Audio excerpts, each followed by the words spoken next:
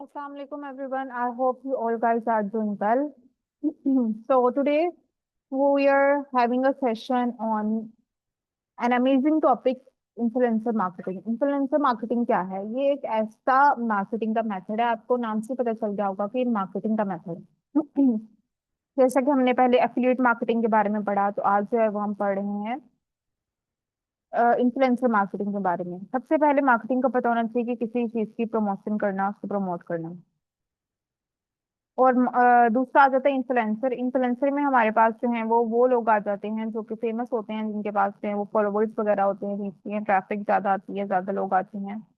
तो influencer marketing अब क्या है, अगर इनको कंबाइन करके देखें तो एक ऐसा मार्केटिंग का मेथड है जिसमें कंपनीज, ब्रांड सोशल मीडिया पर मौजूद जो मशहूर और फेमस लोग होते हैं, उनके जरिए जो है वो अपने प्रोडक्ट या सर्विसेज को जो है वो प्रमोट करवाते हैं।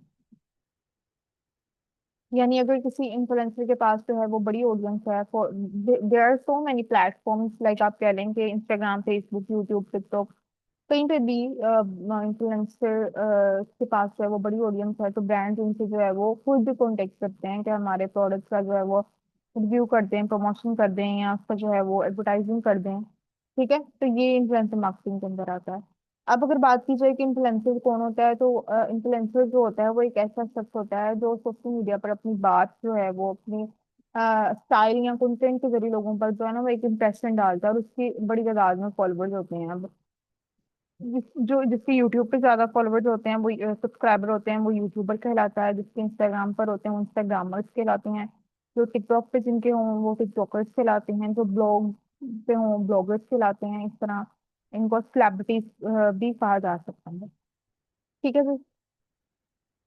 उसके बाद आता है कि इन्फ्लुएंसर मार्केटिंग जो है वो कैसे काम करती है। ब्रांड जो है वो किसी इन्फ्लुएंसर से पहले कांटेक्ट करता है, उसके बाद जो है इन्फ्लुएंसर अपने प्लेटफॉर्म पर प्रोडक्ट का जो है वो प्रमोशन करता है, जैसे वीडियो के जरिए, पोस्ट के जरिए या स्टोरी के जरिए। देयर आर डिफरेंट मेथड्स जिनके जरिए वो ये सब करता है।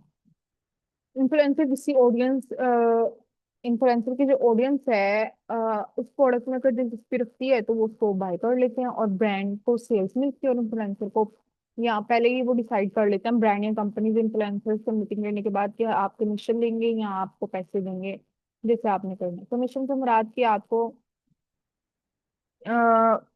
डिस्कशन करने के बाद ये है कि जितनी प्रोडक्ट सेल होंगी उतनी प्रोडक्ट्स का कमीशन मिलेगा। कुछ लोग ऐसे कर लेते हैं, कुछ लोग जो है वो वैसे ही पेमेंट वगैरह रिसीव कर लेते हैं। इन्फ्लुएंसर्स की जो टाइप्स अगर हम देखें तो मेगा इन्फ्लुएंसर्स वो होते हैं जिनके 1 मिलियन फॉलोवर्स हों। ठीक है, इसमें फेमस पर्सनालिटीज और सेलिब्रिटीज आ जाती हैं। मैक्रो इन्फ्लुएंसर्स वो होते हैं जिनके 100 के से 1 मिलियन के दरमियान फॉलोवर्स हों। माइक्रो इन्फ्लुएंसर्स वो आ जाते हैं जिनके 10 के से 100 के दरमियान फॉलोवर्स हैं। और नैनो इन्फ्लुएंसर्स वो आ जाते हैं, छोटे मगर टारगेटेड ऑडियंस वाले इन्फ्लुएंसर्स होते हैं, जिनके 1 के से 10 के तक सब्सक्राइबर्स होते हैं। बेनिफिट्स ये होते हैं कि ब्रांड को जो है वो जल्दी ट्रस्ट बिल्ड हो जाता है ब्रांड का, और उनको ऑडियंस मिल जाती है, और प्रोडक्ट जो है वो डायरेक्ट क्लाइंट तक पहुंच जाती है। और रिवायती जो ट्रेडिशनल मार्केटिंग होता है उसके मुकाबले में जो है ये ज्यादा इफेक्टिव है और चीपेस्ट भी है।